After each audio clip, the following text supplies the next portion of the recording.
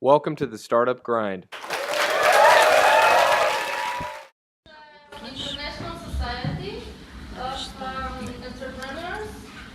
It is present in more than 200 cities, and we have a chapter in Sofia. We are proud that you're all here and you're interested in the topic today.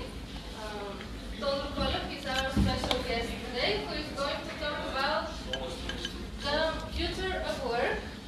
I would like to thank first to our partners, Obecto, Able, Launch Hub, and Flexico.bz. Today, our guest will talk about the future of work. He will say a few words about him, and we will have some presentation on this topic. Welcome.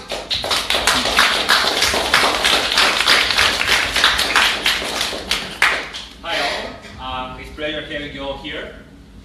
A bit about me. I'm Todor Kolev. I'm used to say that I'm programmer in my soul. I started programming in the age of 11, back in 1996. So it's now about 20 years since I'm in this programming software and technology stuff. I founded the company Obecto 8 years ago. We are a software development company. And currently, because of the trends that I'm going to show you, we are actually making a transition and we are turning ourselves into a developer cooperative that's actually being operational investors for our clients. So it all sounds very, very strange. On our website you can find more information, and in the presentation I'll also show you a bit of the stuff that we are doing and actually what are the reasons behind it. Okay, so as a developer, as someone that's used to be a developer, my passion since very early age is to understand how things work. I was curious to understand how computers work, how programs work, how I can do software.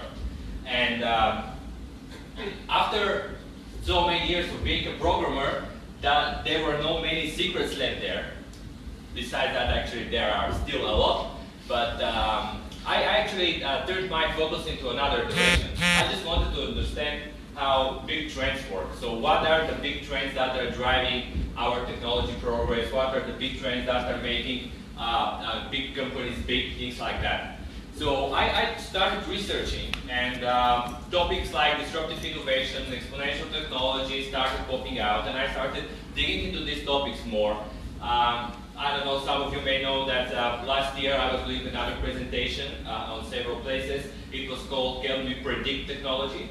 And it turns out that our brain, our human brain, is just not meant to think exponentially as the technology develops.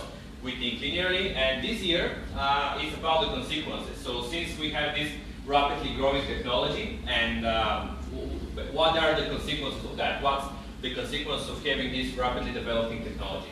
So our presentation today will be about the future of work. Will it become irrelevant? Will we need to work to gain money, or something else is going to happen? How our society is going to respond? So these are all topics that we're going to cover today. And after my presentation, which will be about half an hour, probably less, after that we will have a discussion. So you may accumulate questions. So after I finish with the presentation, it will be good if you have like half an hour discussion about these topics. I'm sure you will be interested in that. Okay, all of you know what is it, right? This is the Roomba, the automated vacuum machine, vacuum cleaner. Why we have invented such thing? Because no one wants to clean up his house. Because cleaning up your house is basically a boring thing, a thing that you don't want to do, something that's not exciting, is just work. So, yeah, robots are entering our home. And this is a kitchen robot. Actually, it's a kitchen robot that makes meals itself. So it can prepare any kind of dish. It can clean after itself. And it costs just $75,000 with the kitchen equipment. So it's for free, right? It's in the price. And yeah, so robots are already entering our home. But they are used to be somewhere else. They are used to be in the industry. And actually, robots in our home are not a problem for our jobs, but the robots in the industry are probably the actual automation thing that's causing our job to disappear. So we know these robots. These robots are being there for a long time, and this is the only way our civilization can actually produce enough cars, because making this amount of cars just manually with human labor is just technically impossible. Our only way is this industrial robots. But the thing with this industrial robots is that they are very expensive and very complicated. So they can be afforded only by big companies with a lot of engineers that can actually support and maintain them. But this is another thing. This is called Obecto. It's a robot that costs $25,000, so it's 3 times cheaper than the kitchen. And this robot, it's a very small one, probably like this banner, and you can put it in any factory, even the smallest factory, and you don't need a very skilled engineer to program this robot. Basically what you do is get his hand, teach him that he needs to get these things from the conveyor belt and put them in the boxes. It matches the information from the hand with its visual sensors, so basically you can teach it yourself to do something, and then it can just replace any factory worker that's putting these things in the boxes. That's Obecto. And this Obecto, since he's not complicated and expensive, but rather he's cheap and easy to operate, actually he's doing something very different than these other robots. But let's see this company, very interesting company called Obecto from Silicon Valley. Guys from Apple, Google, and Tesla have founded this company. And what they do, they make retrofitting modules that make old trucks to be self-driving. So they're having an add-on. When you put this add-on on the old truck, it becomes a self-driving truck. Last month, they made a delivery for a truck with beer that was totally autonomous drive. And the interesting thing here is that in the United States, there are about 5 million people in the truck industry. So there are about 5 million people, truck drivers. And after this is introduced, and after it is legalized, and it's going to be legalized anyway, we'll have 5 million people that are probably going to lose their jobs, because this thing that will cost probably just a few $1,000s, which is probably several salaries of a truck driver, can replace the truck driver forever. And the same company, Obecto, was actually bought by Uber, again, a few months ago. So Uber, which are the company who is doing these taxi drives, so it's very likely that Uber will start replacing their taxi drivers with autonomous cars, and they already do that in Pittsburgh, in the States. We will write in such a document. Sorry? We will write in such a car.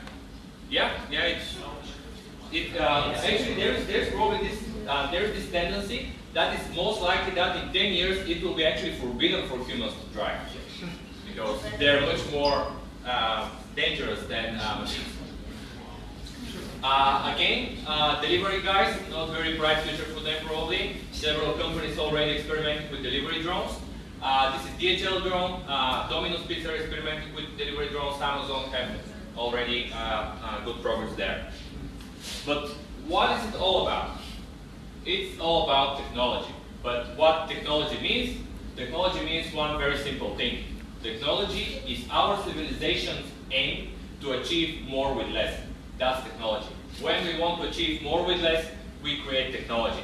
And this is the first piece of technology, or the oldest piece of technology our civilization have created. This stone was dated to be 3.3 million years ago, created 3.2 million years ago, which is about 1 million years before Homo sapiens. So we are creating technology for a very long time.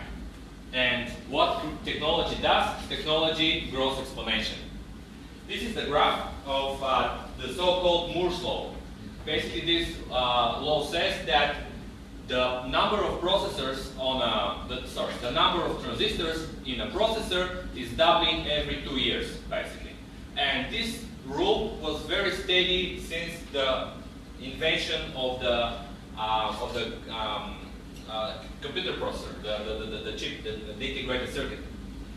And it's going exponentially. Probably the Moore's law is gonna slow and it's gonna go to plateau because we are entering now 14 nanometers transistor size, and on this size, the electrons that are actually making the electric circuit start showing quantum properties. So electrons are no longer going through one wire only; they go through the wire with certain probability, which makes the computation not reliable. So probably we'll see a plateau on this graph, but it's not capping the development of technology. So just the transistor technology is going to a plateau, but our computational power is going up again, and I'll show you how. But let's see that exponential thing. That's actually the essence of all of it, because people are used to think linearly. So when we're making predictions, we're using a part of our brain called prefrontal cortex. Prefrontal cortex is just in front of our head. It's the newest part of our brain. It has increased its size 6 times in the last 5 million years. And basically, this is the part of the brain that lets us think for philosophy, solve mathematical problems, and do predictions. Basically, most of our intellect is in the prefrontal cortex. And our prefrontal cortex is used to think linear. Like in the nature, everything is linear. Like things accelerate linearly, things grow linearly, everything happens linear. So when you need to make a prediction, you think it's a linear process. But technology is not a linear process. And here where it comes the confusion. Because when a new technology appears, people are used to be disappointed by that. Like the first assistants, like secretaries, that were given a computer and their bosses asked them to use the computer, they said that's a really stupid thing. I just want a typewriter. Because this thing, it's a constant freezing, it's just a nightmare to work with this thing. I just want my typewriter. So people were always disappointed by new technology. They always say this technology is never going to work, it's never going to happen.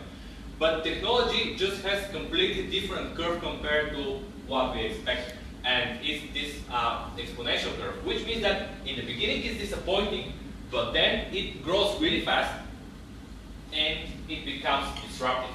So it's disrupting whole industries and changing them, making them technological.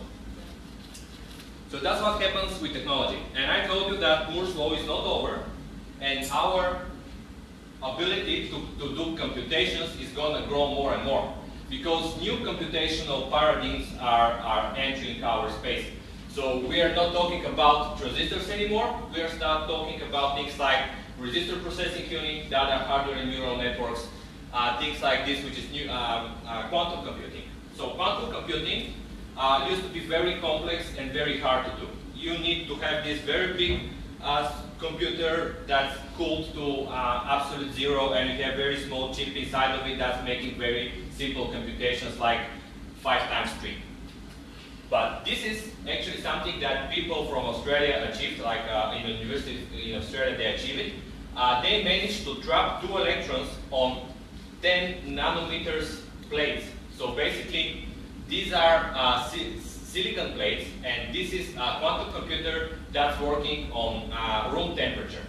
And it was achieved last year in Australia. So very soon we may have quantum computers in our phones, and that's completely different fold of computation that we're going to achieve.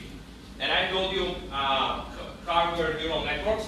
This is the IBM True North.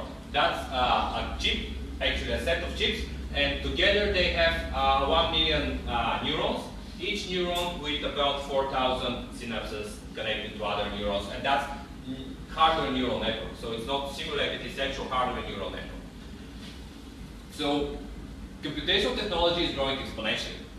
But then we have other technologies that are growing exponentially. And one very important technology that's growing exponentially are the 3D printers.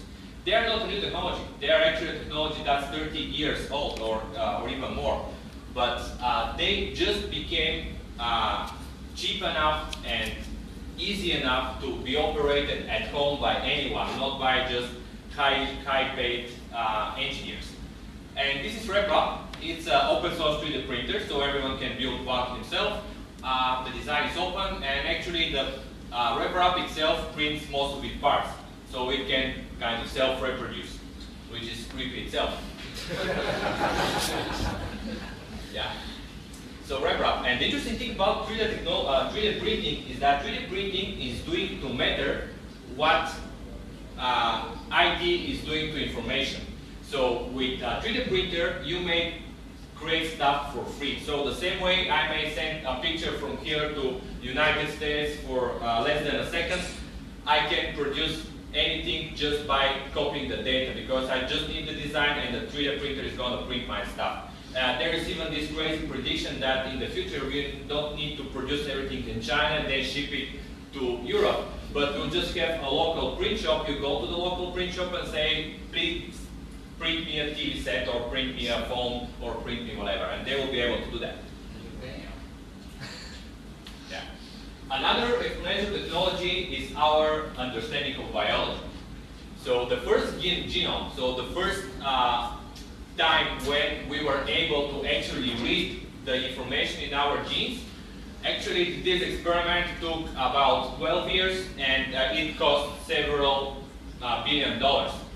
But right now, if one of you wants to sample his DNA, just go to one of the websites that I provided. 23andMe is the website that I use personally. And for something like $99, they actually increased a bit, but for something like $99, you may have your DNA sequence. And it's not just several folds of decreasing the price, but it's several folds of decreasing the performance of this technology. And we are not just able to read genes, we are now able to write genes. There is this technology called CRISPR. With CRISPR, you can change the DNA of any living organism. And it doesn't mean genetically modified tomatoes or even genetically modified babies. It means you, right now, as adults, you are capable of changing your genes. Basically how it works, these are two RNA sequences. They go through the DNA. When they see match, they click, and then this molecule Cas9, it just cuts the gene and then replaces the gene with another one. And this technology that's already available. And actually I don't have a slide with it here, I have it in another presentation, but if you want to have a knockout kit for any gene, it's about about $1,000, and it delivers for 4 weeks. Of course, that's only for experiments, like you cannot do it on a real human, but it's gonna happen, like technology is improving. And what's the scary thing about it is that our cells in our body are actually small computers. So every cell is actually a small computer. You have the computer, which is the cell, then you have the program, which is the DNA. When you put the program in the cell, it starts executing the program. And it's really any program you put in this cell, it starts executing it. Even you can get an adult cell, then turn it to a stem cell, and then make it execute any program and become any organism, from a bacteria to banana to human. And mortality, yeah, IT is everywhere. That's the message here. Like everything is becoming information technology. But where did it all go? So what's the trend? What's in the end of it? It's going to accelerate, and what's going to happen? Ray Kurzweil, director of engineering of Alphabet, previously director of engineering of Google, and also one of the fathers of the AI. So he was one of the pioneers in this field. He's very good. Like Chomsky, Minsky, Kurzweil, they're the big guys in AI. And he now works for Alphabet. Alphabet is the company that owns Google and is doing all kinds of other crazy stuff, like these creepy robots in Boston Dynamics, or what else? There's this company Human Longevity that promises eternal life for everyone, basically. And Ray Kurzweil is behind all that. So Google is not a company about ads. Okay, Google itself might be, but actually this profit from the ads then goes to Alphabet, and it goes to making creepy robots.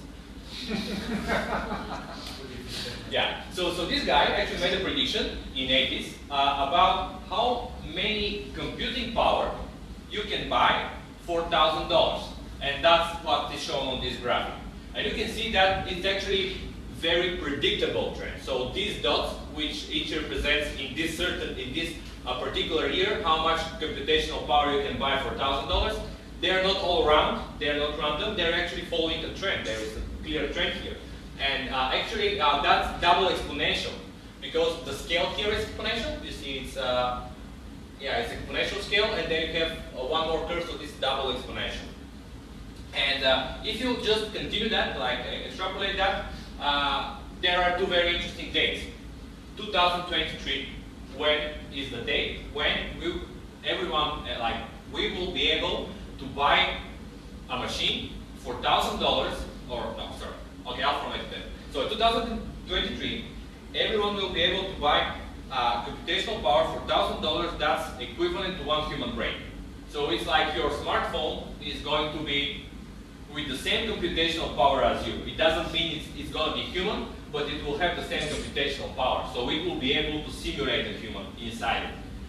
And then the creepier date is 2045. This is the date when for $1,000 you can buy computational power which is enough for simulating all the human brains together with perfect collaboration. And that's the date which is called the singularity. So at that point we don't know what happens. Like no one knows what happens at that date. And we saw how all this technology, in particular 3D printers, robots, and all kinds of automation are actually replacing human workers in factories. And it's actually good, because these guys, they are not well paid, so probably not working in a factory, they can actually switch to a better future and actually develop themselves better as humans, not better as robots. But interesting is, and we all see that, we all see that factory workers are probably going to be replaced by machines. But what about these factories? What about the offices? Is it going to replace also the knowledge workers? Let's see. So 1996, the year I started programming, Garry Kasparov actually lost against Deep Blue, the IBM's computer that's playing chess. And actually that's not very impressive, because chess is a really simple game. You have very small game tree, which is like all the combinations that are possible. So this computer was just capable of just going through all of these possible choices that it can make, and then find the best choice in which it actually wins. So that's 1996, Deep Blue against Garry Kasparov on this easy game of chess. And then 2011, Watson is IBM's AI, again IBM are kind of pioneering in many stuff, many things. Watson is a machine that actually learns itself. So it reads books, it reads Wikipedia, and it understands it. So it has all this knowledge inside its processors and head, or that's something, whatever it is. And in this game, Watson was actually disconnected from the internet. So when he was playing, Watson was not connected to the internet. Also, Watson does not receive the questions here in written language. Actually, this thing listens to the host and understands when the host actually is asking a question, and when he is joking or just actually asking the question. And also, the questions in this game are there is a twist in asking them. I forgot that there was a game. The game is Jeopardy, the American game Jeopardy, which is like Minute Mnogo in Bulgarian. And these are the two Dimo Podalski on this game. Yeah, so they are like the best guys in America. The best guys in America were beaten by Watson. And currently, you can actually use Watson in IBM's cloud. You can use Watson, and people are using it, for example, for doing diagnosis. So Watson right now is doing better diagnosis than the best doctors out there. But the interesting thing happens when you combine this robot, which is called Da Vinci. It's made for remote operations, so we have the doctor there, who is making an operation, and the doctor may be in a different country. But when you combine this thing with the kitchen robot from the second slide and Watson, you may actually at one point replace doctors and have automated doctors. So it's not so crazy to think about it. But let's see how humans, continue with how humans do it against AI. The game of Go. Basically, the Google's algorithm, this time it's not IBM, this time it's Google. Google's algorithm beat the best champion in the game Go. And the interesting thing here is that Go has nothing to do with chess. With the chess, the game tree is small. You can fit this game tree in the memory of computer from 1996. But with Go, you cannot do that. This game has more combinations than there are particles in the universe, like much more combinations than particles in the universe. And the Google's algorithm, it's not algorithm, but it's actually deep neural network. That's why it's called DeepMind. And this deep neural network, like till recently, we just had very small neural networks, like 3 layers. You have input layer, intermediate layer, and output layer. And they were about, let's say, 100 neurons. Now you have these nets that have 100,000 neurons and on hundreds of layers. So these are really big neural networks now that are becoming small brains. And Google DeepMind actually managed to beat this champion in Go because it actually developed intuition. Because in a game like that, you cannot know what's the right move. You just need to feel what's the right move, and that's what people do. And that's what DeepMind does. It actually has an intuition about what's the next move, and this intuition is stored into its brain because of the many games it has played. So, sounds familiar. The same thing that humans do. And what this neural network can do, this is a game, Atari game from the 80s, I think, and they actually teach a neural network to play that game. And what they did is just gave to the neural network all the pixels. So they gave to the neural network 30,000 pixels, and they doesn't tell the neural network it's a game. You need to win on this game, and you need to move this thing on the bottom, and you have this ball, and the ball need to hit the things on top. They tell the neural network nothing like that. What they do, they just give the visual input, basically what's on the screen. They give it 2 options, to move left or right, and it initially starts moving randomly, but every time it makes a score, basically they encourage it. They say, okay, good job neural network, it's the thing you need to do. And after several such stimulus, after 100 games, it starts playing reasonably. After 300 games, it's like a human player. After 500 games, it's better than any human player. And when I'm telling you that these deep neural networks are starting to develop an intuition, they can also do art. So this is my cover picture from Facebook. This is a picture I took from my grandmother's village. And another picture. And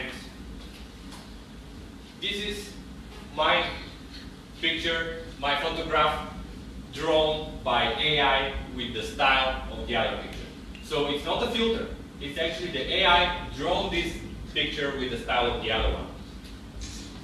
And the same thing with my profile one. So my profile picture, one from my favorite artist, and my portrait drawn for free with an AI.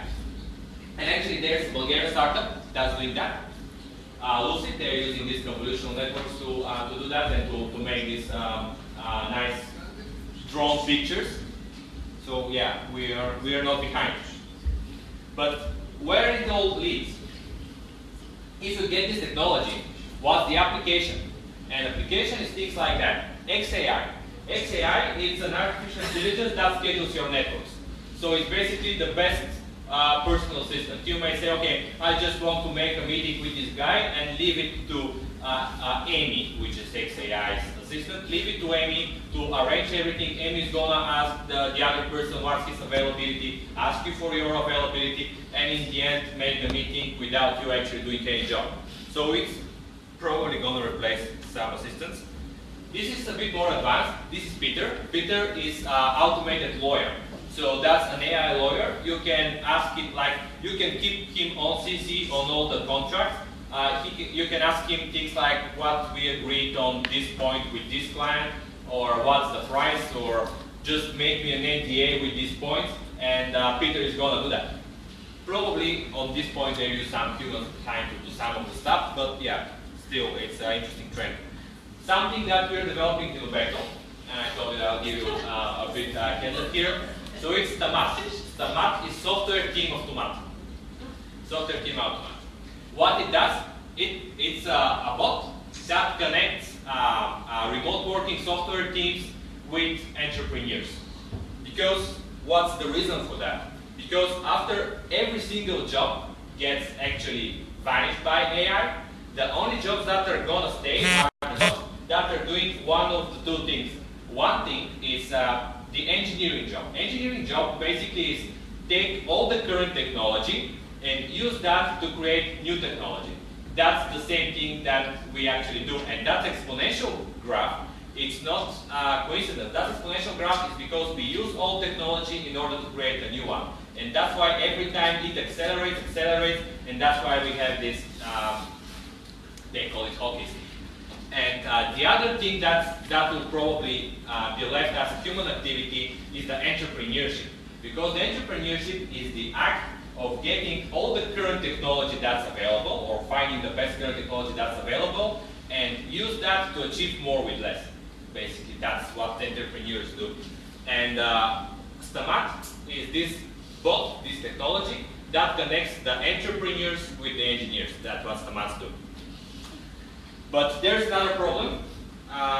There are a lot of people that are not participating in this economy.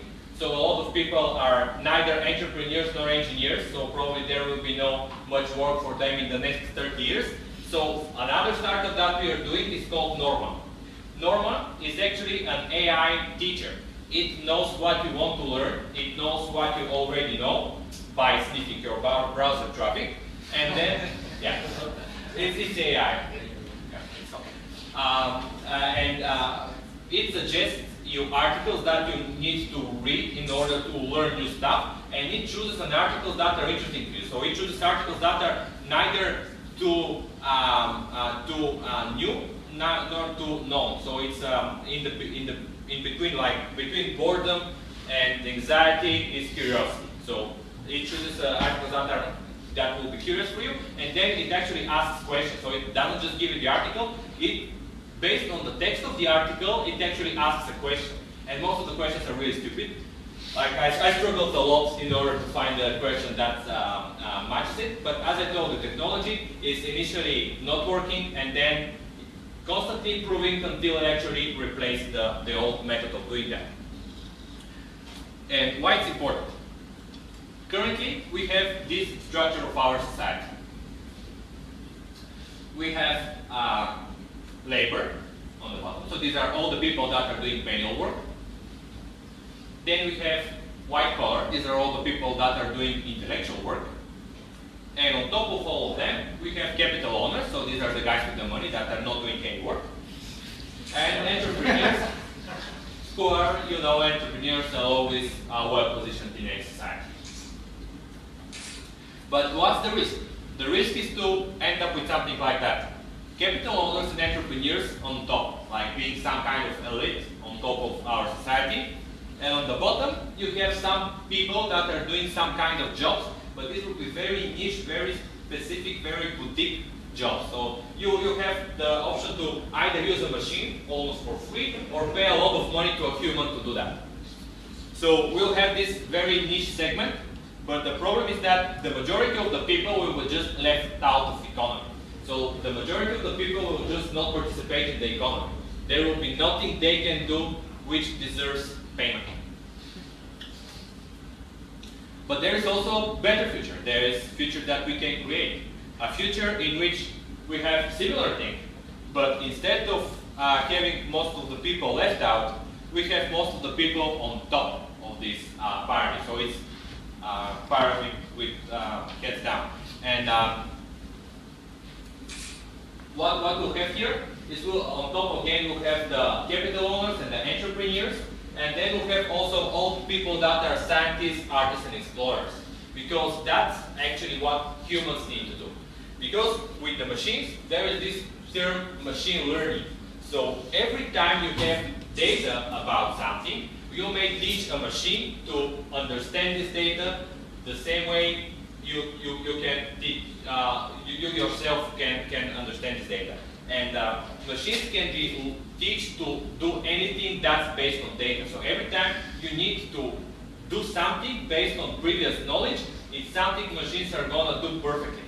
What people are doing, people are actually exploring. So we can actually deal with a problem we never dealt before. So, and also we are looking for problems. We are exploring, we are going to new horizons, because this planet we're here, it's great, but there are this other planet next door, and there is this big galaxy we're in, and then this big universe.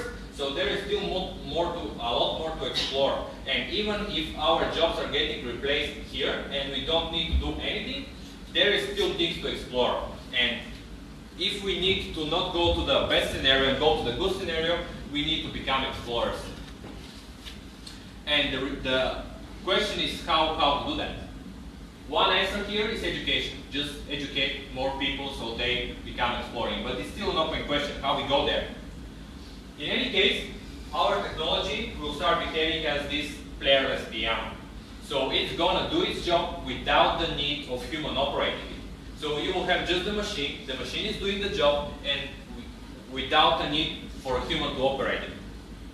And when it happens, when we don't need humans to actually operate the machines, where machines will be operating themselves, probably then we'll enter this new renaissance. This new era of development of science and arts, and basically growing the human spirit. And we'll have enough time to answer this question, why we are here. And while doing that, we will not receive any money. But that's actually gonna be good. Because right now, since we need to work to get money, our heads look like this. There is this huge chunk in our head that's about thinking how to get enough money so you can survive. And there is not much for the rest of the stuff, like self-improvement and meet people and enjoyment and help community. There is just no place in your head for that. But if you don't need to work, what happens? When is this about to happen, sorry? Sorry? When is this about to happen? Pretty soon. It is about, okay, I think that it's happening right now. It's called universal basic income, and it basically means getting a normal, like mid-class salary for doing nothing. Like you really need to do nothing. If you're just a human that's alive, you'll receive a monthly salary for doing nothing. It's not salary, just income. Yeah, so, okay, just a second. We will go to the discussion just in a minute. One more slide. 2. So this is universal basic income. Like everyone will just receive money because he's born, because there is no need for anyone to work. Like the economy doesn't require people to work. So we'll probably get a way to just give universal basic income to everyone. And that's already happening in many countries, like several countries in Europe, in Canada. They're already experimenting with that. So in very small communities, they're doing universal basic income, and currently they're checking what are the results. And yeah, I already told you that, but basically, yeah, well, after this happens, and after you don't need to work, after you receive this universal basic income, what you're gonna do?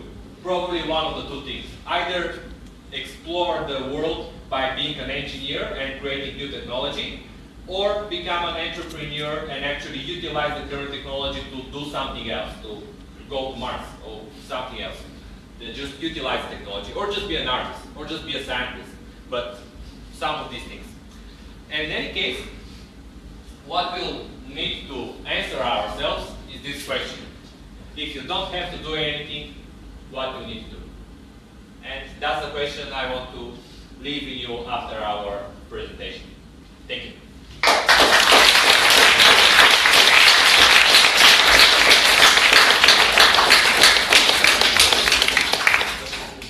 So yeah, if everyone wants to get in touch, these are marked for them. So now we can switch to discussion, right? That's it. Okay. So yeah, questions. Todor, thanks for the time we spent together tonight and the discussion we're having. It's really wonderful. Thank you. We spent the last year living in San Francisco, Silicon Valley, and these kind of discussions happen there daily. And it's very exciting for us that we're able to have it here in Sofia with you and all the people here. So thank you for that. I made a few comments and could talk about this maybe 1 week non-stop and still Yeah, be excited on definitely. all the subjects. But truly, we are living in a very, very interesting times. Actually, if I'm able to go back in the history, I would never choose to go back. I would choose to live right now in the present. Because if our advancement as humanity goes like this, and right now we're at this point that very soon we will just go like this, the exponential growth that you said. And actually there was a survey among all the AI experts in the world, among Kurzweil and all the others, and they were asked when are we going to reach artificial superintelligence, because we have 3 stages of artificial intelligence. Artificial narrow intelligence, which is the AI that could beat humans at very niche and specific area, like playing chess or doing something, or driving a car or whatever. And then we have the second stage, which is artificial general intelligence, which is like humans. This is an AI that can think like human. And from this point, this AI will be able to teach itself to actually become artificial superintelligence, which is like God. If this is the mind of Einstein, this artificial superintelligence is right here. Or even above. And we cannot even imagine what's that. Yeah. What's that? So, and they said that we could reach the artificial general intelligence in 2015. No, actually, if you're asking Kurzweil is in 2020. He's the most optimistic, Yeah, but from the next several years, we actually don't know. The 2015 was very dynamic. 2016 is more dynamic. Probably 17 will be even more dynamic. Even if we get to 2020, we actually, I currently cannot predict what's going to happen. Because a lot of people, when we are working with clients that are coming for us to our company to develop their startups, they're asking me for advice. Is this going to work in the next 5 years? I'm saying I cannot make predictions for more than 6 months. Yeah. And the reason for that is actually that companies like Google and Amazon, they're opening their AI technology, so other engineers and entrepreneurs will build on top of their technology. You can use all the, like IBM, Google, everything is open source. And they also created an AI consortium. That's all the companies that are the big names there. They actually interchange their technology. And one remark on my side about our place in this future as humans. A few years ago, we were living in the agricultural era, and we were on the field doing the land by our hands. Yeah. But then came the industrial age, and the machines went on the field, and we, the humans, we went into the fabrics and we started building the machines that are doing the agricultural work. Yeah. Now what's happening is that machines are going in the fabrics and they're starting to build cars and machines that go in the field. So we're going out of the fabrics. Where will we go? Maybe we will go somewhere that we will maintain the machines. For a while, probably for a year or two. After that, they will not need us. They will maintain themselves? Yeah. Probably, I don't know.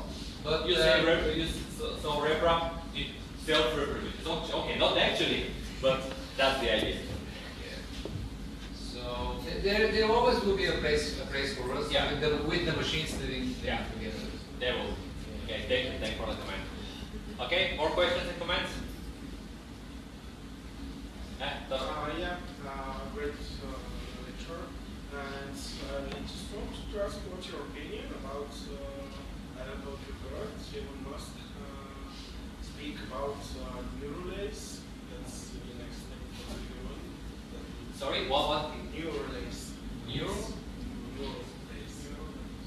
It's Okay. Can you tell us in Bulgarian? I probably don't understand. I have no idea what's it. Describe your So it's like adding supercomputer to your brain. computer with the Computer in the brain. Okay. Computer in your brain. Not exactly. Computer reading input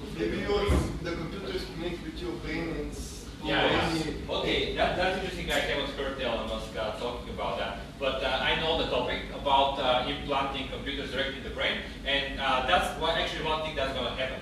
Because you will have this development of AI, basically development of robotics, but then you have also this development in medicine.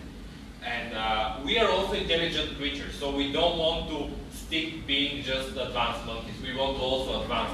So people themselves are going to divide. There will be people that are just people, that are natural, and then people that start enhance themselves with technology. So easy ways to enhance yourself with technology is all these guys with artificial limbs. They're actually stronger and better in most cases than humans. They can run faster, for example. Then you may have Sony.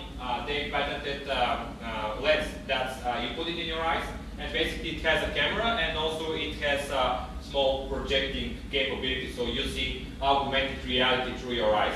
And the craziest stuff, there are already brain implants that are connecting directly to the prefrontal cortex. Currently, there is research in the Army, in the U.S. Army.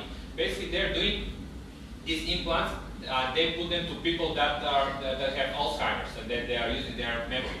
So this implant is actually artificial memory for humans. It just connects to the right neurons that are firing the signals for actually storing in the memory and then firing back just without understanding what it is, just keeping the signal. And yeah, you basically put memory stick in your head and increase your memory. So yeah, that's already happening. Yeah. I want to ask you a question. Since I heard this gentleman here speaking about that at one point the machines are going to be, say, 5 or 10 times smarter than Einstein. Do you envision something like do you envision a point where machines can actually teach humans on things that other humans cannot teach us, just the machines? Yeah. So we become Yeah. super. Yeah, actually, that's what's gonna happen. Like, if you have this brain implant, okay, for now it just probably increases memory in very specific cases, but in the future you'll have direct interface with it. And what it's gonna make you is gonna make you superhuman. So the humans of the future, like we'll have 4 kinds of species, like normal humans, humans that are improved with technology, so they're becoming like a small gods. And then you have these robots that are completely okay, sorry. You have the robots that are task specific, and then you have the general intelligence robots that will be like humans.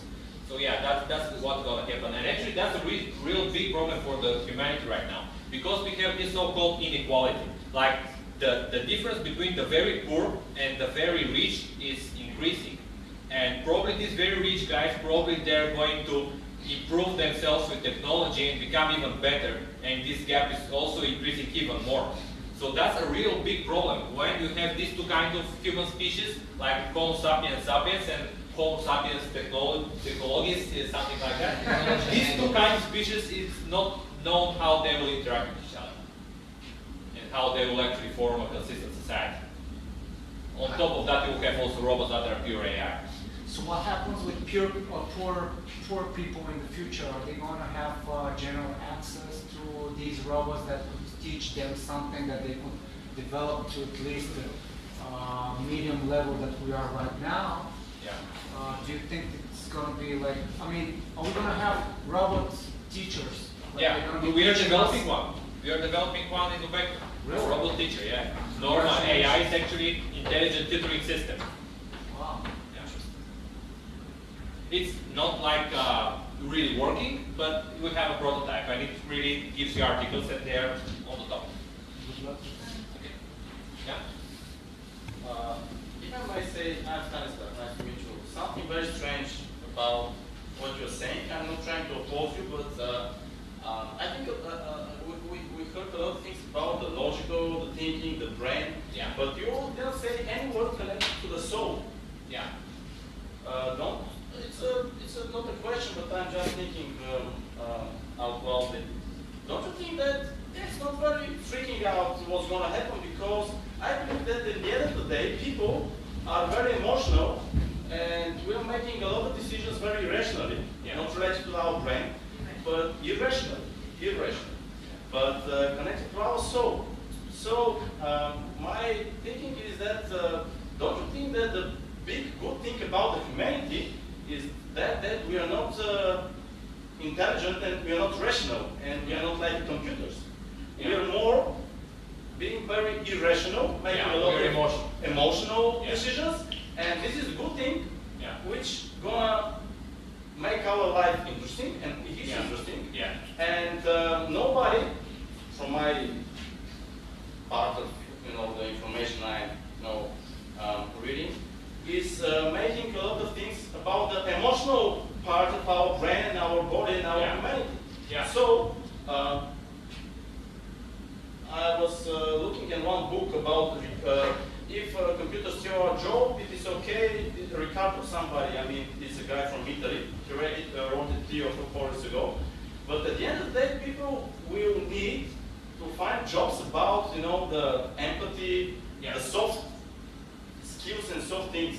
And right now, I believe that you said about the big difference and not the similarity between, the poor and the rich. But don't you think and don't you see that in Bulgaria is the same? I mean, people living in Sofia, Plovdiv, one of the big cities, people living in the country, we can see the difference. And if you want to improve ourselves, I believe that we should go deep inside ourselves, more going deep inside our, not brains, but in our souls.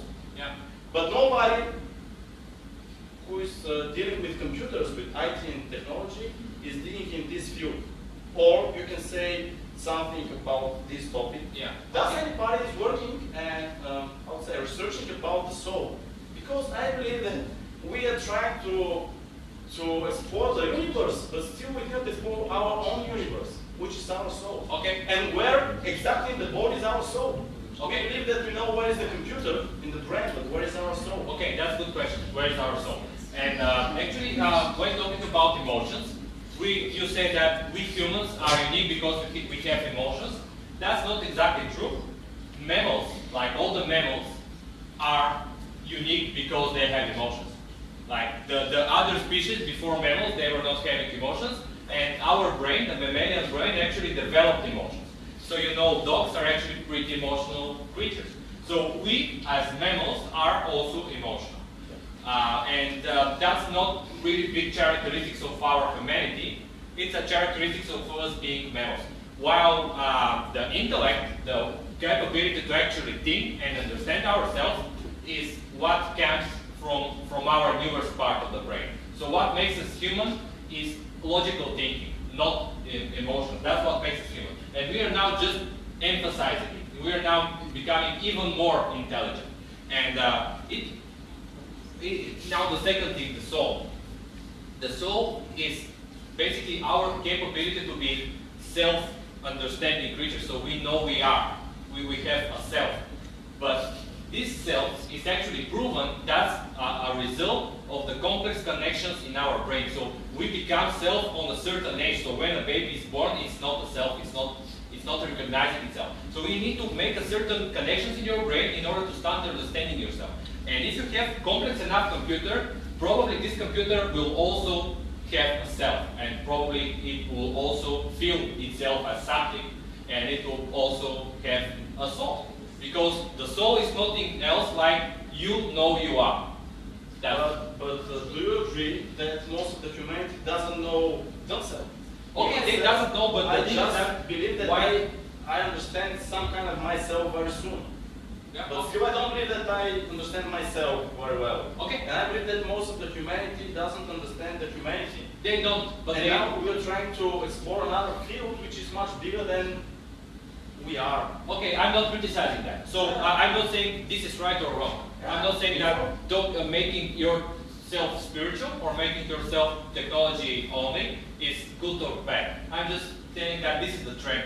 Like any civilization that has invented technology will go through this trend. And this trend of self-disruption and exponential growth. And the thing is that they're optimizing the physical process, right? No, this is just a trend. No, we're not criticizing it. And the soul is really good thing, it's really interesting, but it's not physical. The soul is result of other things. Yeah. Okay. Yeah. Go. Yeah. Go. I have a question about control. Yeah. For instance, we have technology, how it is put under control, and how it could be done by humans, because we are speaking about development and they will be able to control in 2045, let's say. Okay. How is control exercised, and will computer be socializing in some way, and how will that be kept into some boundaries which are acceptable for humans? Okay, so how we will control the artificial intelligence? We won't be able to do that. Yeah, at one point, probably 2030 or something like that, machines will be just much more advanced than us. And they will be able to even hack our networks much better than we can do. So yeah, we'll basically doesn't have control, and that's the reason why they call it singularity. After a certain point, you just cannot predict what's going to happen because it's not going to be on our behalf. Like, we will not be the decision makers. So we will be in the main The ultimate objective, sorry, Yeah? Okay. Yeah. how about bugs control, file control, let's say the bugs will be everywhere. So it's not a good future as it sounds. Bugs, you mean defects in the AI? Yes. It will self-fix probably. Yeah. Because AI is based on neural network, and we people, we don't have bugs in our brain. Like, you may have psychological issues, but yeah, they are not exactly bugs. Like, you don't just fish at one point, then freeze and blue screen. And that's how AI works. Basically, AI is neural network, so it always gives an answer. Sometimes it's correct answer, sometimes it's not the correct answer, but it just doesn't have bugs. It's just a neural network with some knowledge in it. I think that's the solution for that problem is the thing that I just tried to speak earlier, but I'm not sure what's the exact name of that. But it's just the ability to make people as smart as supercomputer. So that way we will people as the supercomputer, and that's Yeah, the way. yeah, that's the other thing. So the people that will merge with the machines and will become smart as machine, yeah, they will be in the game. So, computers with souls. Yeah. Thanks for the presentation. It's really, really interesting. I was thinking about the basic income concept Okay. and relating that to the term entrepreneurial hustle. Okay. Would basic income kill the entrepreneurial hustle in humans? What your I think personal no. thoughts? I think no, because like you will always have this normal distribution. Like, you have very small amount of very smart people, very small amount of very stupid people, and most of the people are in the middle. So the people that are in the middle, they are just normal people, and they usually have hobbies. So they go to work something, get money, and with this money, then they pay their hobbies. So there is no hustle for that. They just do it because they enjoy it. And like, normal people are likely to just make new stuff because it's interesting to make new stuff.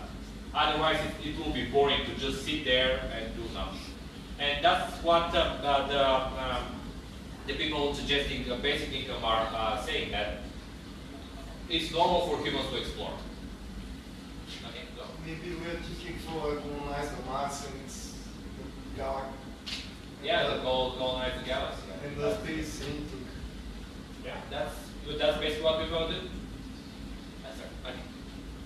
Okay, so I have a question about human communication, human interaction. Okay. And the more the technology advances, the less people actually communicate between themselves face to face. Okay. Nowadays, people prefer to communicate through their Phones, yes. to chat, to not actually conduct the real human interaction. And this trend, as we see it now, is getting worse. Yeah. And for example, now they invent almost human-like sex dolls, for example. You know, this is part of this very same trend. And what do you think about this? What do you think about human interaction? Human interaction. Okay. So before, people were living in villages, and in the village you have this thing, sedyanka, So like the same 20 people are going out every night and they're spending a lot of time together, talking and having fun. And that's pretty good. But right now, as a technological human who is using the smartphone, I'm talking with much more people through my time. So actually I'm times more social. I've never been more social than now. I'm contacting with so many people, and yes, it's not face-to-face. Because face-to-face takes time, and face-to-face is complicated, and face-to-face is just not effective. So that's why we are doing it the better way, through the phone. And yes, if you really need to see someone, no one stops you from seeing him. But if you just want to exchange 3 sentences, you don't need to, okay, arrange a meeting, go, talk in person, and then leave. You don't need to do that. You can do it just with the phone. So I believe we are now times more social. Like we've never been so social. Well, don't you think this is an illusion of being actually social? No. Because it's when two people communicate. Yeah, there is much richer communication, but like for body language, you don't. well, but still no one stops me from doing body language is one part of the problem, because when you see text, you don't know what kind of emotions stand behind this text. You don't know how the person reacted when you have written this. But like you will you have this technology that's improving. So the essence is about being removed. So the essence is about making a connection with someone who is not close to you right now. And currently we have text, but we have also voice and video, and voice and video is getting more and more common. We have virtual reality, we have 3D scanning.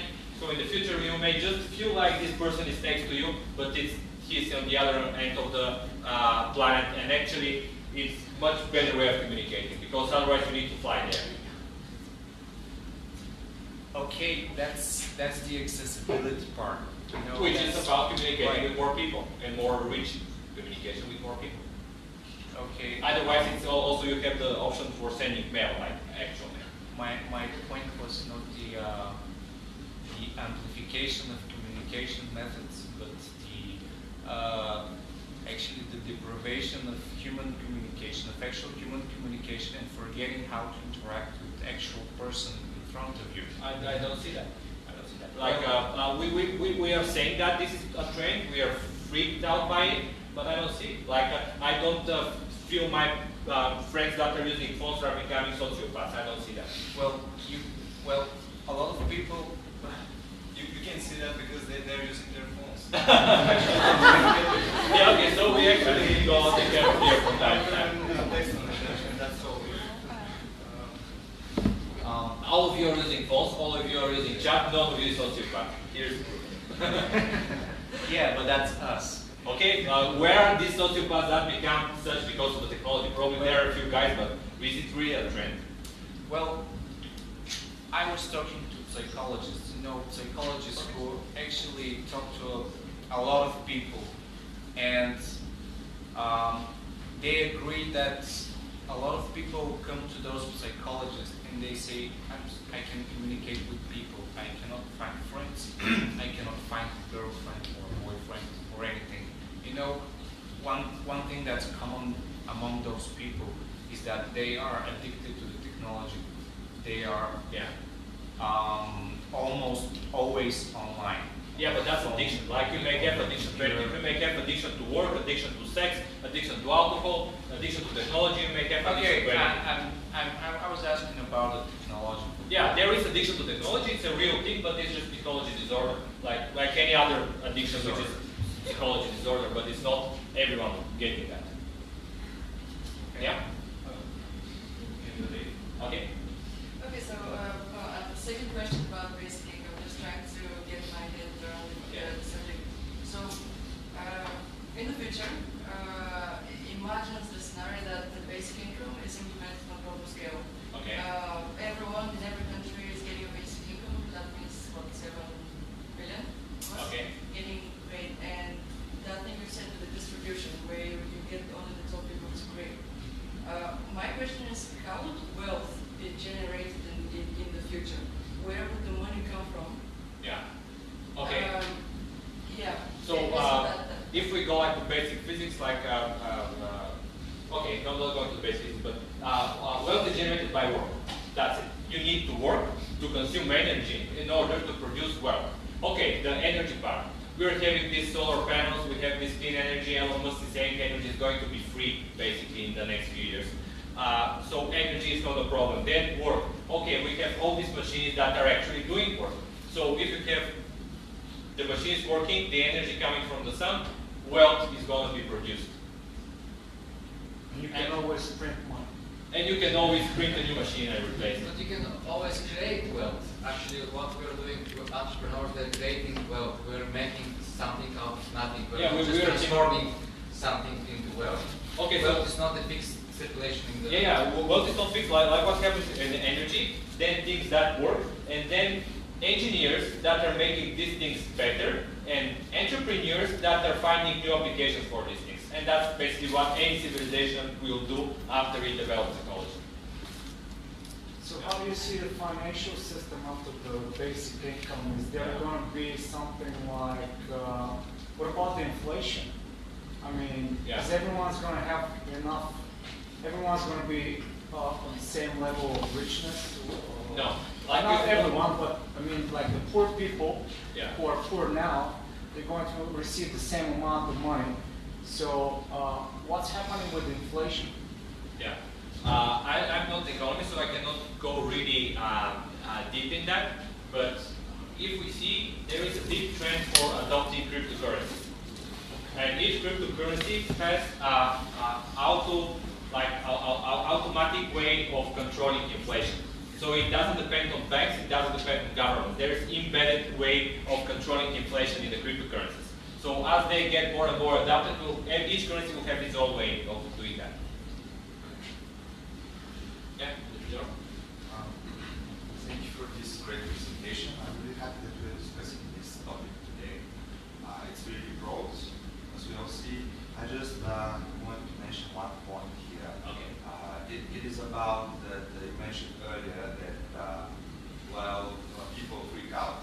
Yeah. So these machines, artificial intelligence may freak out as well, because it's similar to people, right? And we develop currently the Internet of Things, and what happens when this artificial intelligence is connected to the things, it actually freaks out and it decides just to make people slaves or and this is like the day before, in Tuesday, I made a presentation, this same presentation in HP, and a guy asked me, is Skynet a possible scenario? And actually, based on everything that I researched, and actually Elon Musk is also concerned about it, but yes, Skynet is pretty actually possible scenario. So yeah, we are not. The only thing that actually may prevent this is that why machines are going to wipe out humans. They're very logical things. They reason a lot. They always calculate profit and basically return on their actions. So why machines will take this very dirty job of killing all the humans? Why they need to do that? We are just monkeys for them. Because we destroy the planet. Because we destroy the planet. And why they need the planet? They need just a data center in this planet, nothing else. Just a small piece of land to just hold the data center. Yeah. They don't need air and water and stuff. They need energy. The energy comes from the sun. The machines need that they have to work with something. And actually, the problem with the planet is ours because. But it will be also theirs. No, it's not. Our machine benefit from us. We are trapped here. They are not. We are the thing that can live only on planet Earth, on ground level, like ocean level. We cannot live anywhere else. Machines can live in space, on satellites. Machines can live on everywhere. On Mars, on the moon. They just don't need anything but just some physical space. It doesn't need to be on some certain space. So we have problem with the planet, not them. And there's this film, this movie Her. Actually, what happens there is that the AI was accelerating, and at one point the AI just left. It says, "You're just not interested. I'm not going to kill you. I'm just not interested. I'm just leaving." Possible scenario. What happens with Humans will probably just keep living here. Yeah, they will. They will be social machines, social robots. Someone said about these sex robots. Like, oh, so I know. I have a question directly related to her, the movie, Yeah. and I was exactly referring to that eventual future. Okay. About will AI be able to replace the need of human communication and human interaction? Will the AI be sufficient To us, there will be AI that will help us feel less lonely. There will be special purpose AIs for that. But okay, there will be basically AI for everything. And one interesting point here is this another movie, Black Mirror. It's a Netflix series. Everyone who has Netflix can watch it. The others can go to with a friend. Did you say Black Mirror? Black Mirror, yeah. Black Mirror, it actually discusses all these social, emotional aspects of technology, and it's really creepy. Like on the 4th episode, I'm already blown out, and I'm having a break. But yeah. Yeah, okay. If machines become so advanced and social, they might decide that the option is to be emotional, to be like humans, and start stealing the human body. So Why they need that? They need everything which humans need. No, they- That's the ultimate objective. Because they'll give everything they need. They are not interested in almost anything that's interesting to humans. They are not interested to water, air, emotions, other humans. They are not interested in that. They are interested in energy and data. Yeah, but you cannot be sure. No, I'm sure. Like I'm programmer, I know. They just need to be plugged in and feed it with data. Okay, let's talk about superhumans, right? Yeah. Because we have CRISPR technology, so we can also modify ourselves. We can become superhumans with Yes. super machines, right? Yes. If you enhance yourself, if you become a superhuman, you will have experiences that non-human will ever have. Even if you see this virtual reality, like even going into virtual reality, you go into worlds where no other human has ever been in, magical worlds. And the richness of this experience is like nothing someone ever experienced.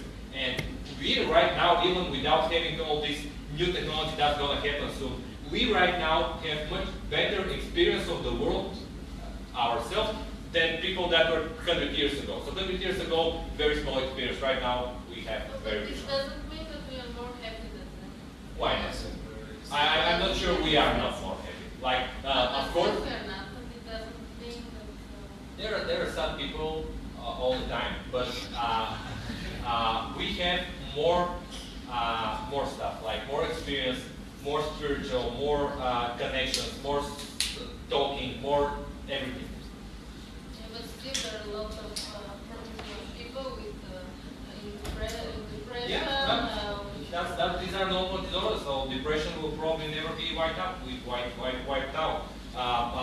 Sociopath will be never wiped out. We'll have just these disorders, but this is disorder. Let's say that there are genes that are connected to depression, and if you can modify them, we will be always happy, right? Yeah, probably. Actually, there are genes present in depression. There I know.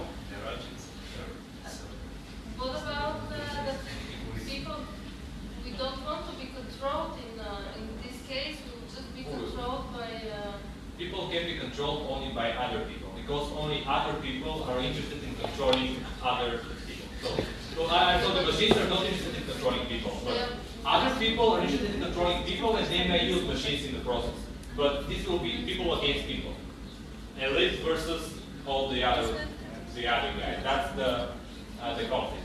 The elite who have everything that technology provides, and just the normal people that don't have it and are just normal people. And here is the conflict between the elite and the masses, not between machines and humans. Okay. But still, we will have the problem with control, and they will be much better than us with Yes, but- absolutely everything. yes, so but this- at the end. But they will be completely peaceful. It's like this big dog, and the guy who owns the dog says he's not biting. And it's probably really not biting, but they see a big dog. So this is the same with technology. They most likely just not interested in harming us, unless another human calls it to harm us. And it will be very easy. Yeah, this will be, but it will be human who is creating the problem. No, it's a matter of logic. If it finds reasons for harming humans, if it finds logic in it, it may decide that humans can have more harm than useful, and it's better to wipe humans rather than living with them. I actually imagine it's happening as in her. So if the AI is not happy with living with us on this planet, it will just launch itself in space and just leave the planet. But why wiping us out? Why? We will fight back. Why are we gonna do this? It's a matter of cost. If the cost is lower to wipe the humans rather than go to other planet, start from the beginning. Okay, you're right. We really don't know. But my prediction is that it's not going to happen. Alright, so what if super intelligence actually figures out that we're living in a simulation of an advanced civilization? We don't know about that also. We can never prove it. So even if we live in simulation, we cannot prove it. But actually, there is some proof. They're going to try to prove that with particles. So if we live in simulation, there will be something like pixels. So there will be an automatic amount of space-time. So if you have neutrinos that are basically going through everything, and they are not solved by everything, but if you have neutrinos from one direction having different speed than neutrinos from other directions, so it's like when you go to a pixel, which is a square, if you go from one direction, it's longer. If you go through this direction, it's actually shorter. So if there is a difference of the speed from different neutrino rays from different stars, then we may say, okay, we live in simulation. And they're trying to prove that, but still no results. What does it mean simulation? Actually, the problem is the definition of the things, because we say things, but we cannot define them accurately. Like so and other stuff.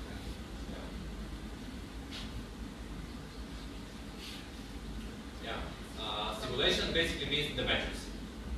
Like we may be living in the matrix, and everything might be simulated. But yeah, we cannot prove Okay, well, so then what is the difference between simulation and reality? Exactly. The reality itself might be simulation. So there is always original reality. Then the original reality creates another simulation, and this simulation may create another simulation. What we cannot prove is if we are living in a simulation or we live in the original reality. I have a question that is concerning that. Do you believe that in the past art imitated life, as in movies are imitating life, and now we're in such a period where life is imitating the movies? Like, for example, we're going to have cops, robo-cops. I mean, someone's going to design a robot who's going to catch criminals. They're going to program it to follow whatever, I don't know, I don't imagine it right now. But what, are we going to have a RoboCop in the next, I don't know, 20 years? Most likely, another very interesting movie, Chappie, it's about that. And very emotional scenario there. Actually, it moves me more than iRobot. Interesting movie. Okay, you had a question? Yeah? I have a question. I want to ask about climate change. What do you think artificial intelligence can do about that? Sorry? To tackle the problem. About climate change? Climate change, yes. Climate change is not about artificial intelligence. Of course, it's going to help in predicting certain models so we know where to tap. But it's more about us humans start doing certain stuff, which is political question. Okay, I think one more question probably, and we should go because it's 9 already. Okay, one more question. So this is, if we understood correctly the presentation, this is a forecast for the technology development. The question is now, if we all assume that the forecast is correct, that it's very reasonable, shall we realize it or not? Realize? You mean? Shall we execute it or not? It doesn't matter. It's not about us. It does. I mean, no, you can make, let's say, the nuclear energy. They created a nuclear bomb. And after that they said that well, we see it going in the wrong way. But they it's should still not great. further develop it. So they artificially limited the distribution of nuclear arms. They actually do develop nuclear bombs, and currently United States are introducing new nuclear heads. Okay, but it's limited. It's not worldwide. No, they do it. States and all nuclear nations keep developing their warheads. That's what I mean. It's limited. It's developed in the United States. Yeah, it's controlled, but technology keeps developing. So it's not like not everyone has an atomic bomb, but the guys that are developing atomic bombs keep developing them. So they are developing that technology, but atomic bombs are not exponential technology. Exponential technology are information technology, biology, and additive. Sorry. So yeah, so atomic bombs are not technology. And this graphic, that was exponentially growing graphic, it's from the beginning of the century till recent days. Where you saw First World War or Second World War or the Great Depression in the States, it's not visible on this graph. Like this graph is happening no matter what, what we want, no matter wars, no matter economic crisis. And that's why I'm saying that we always use the old technology in order to develop new one. I can argue here, and Okay. it's a very strong argument. This is not correct, first of all, because the Moore's law was introduced by Gordon Moore in 40 years ago, more than 40 years ago. And it was introduced by Intel, and Intel a few years ago announced that it stopped. Yes, maintaining I showed you the Moore's this. law. Yeah, I showed you. The reason why Intel stopped maintaining the Moore's law is that it's not profitable anymore. Because we are entering 14 nanometers, and below 14 nanometers, electrons start showing quantum properties. That's why it's no, that's not correct. So there are technologies up to 5 nanometers which are available. Right now there are technologies which are, there are products, not technologies, products on the market with 10 nanometers. Yeah, but this quantum computer is actually working with 10 nanometer technology. It doesn't matter. The question is that the technology becomes so expensive that it's not applicable anymore. Yes, but it's about putting transistors on a chip. And what I'm saying is that our way of doing core computation is going to happen in a different way with either quantum computers or hardware neural networks or other computational devices. It's just not going to be Moore's law for transistors, but another way of doing calculation. It's to be seen. Yeah, it's definitely to be seen. Yeah. Thank you very much for this good presentation.